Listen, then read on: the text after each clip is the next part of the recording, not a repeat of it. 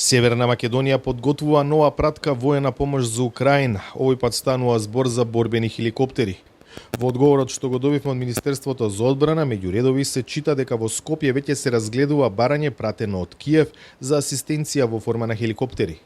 Во согласност со побарувањето од украинска страна, во тек е изработка на анализа дали може да се одговори позитивно на нивното барање за донација на хеликоптери, одговараат од Министерството.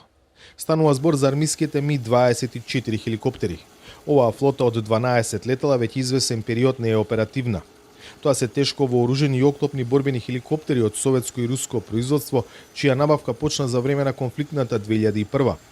Во годините што следеа, нивниот број се зголемуваше, а истовремено се инвестираше и во нивно осовременување. Овој процес подолго време е запрен, зашто армијата најави дека во незиниот натамошен развој не смета на Ми-24 како дел од формациската структура. При оваа анализа се земаат предвид плановите наведени во долгорочниот план за развој на одбранбените способности, според кој се предвидува набавка на нови повеќенаменски хеликоптери кои треба да ги заменат постоечките. Согласно планот за модернизација на армијата, работи интегриран проектен тим кој е во фаза на евалуација на понуди од различни производители за набавка на повеќенаменски хеликоптери за потребите на армијата, но и за цивилна заштита и спасување, велат од одбрана. Како замена за Ми-24 во игра е набавка на мултифункционални хеликоптери, речиси известно од американски или западноевропски производители, што е очекувано имајќи предвид дека земјава веќе 3 години е дел од НАТО, чии членки во изминатата година се во процес на вооружување и модернизација како одговор на руската агресија врз Украина.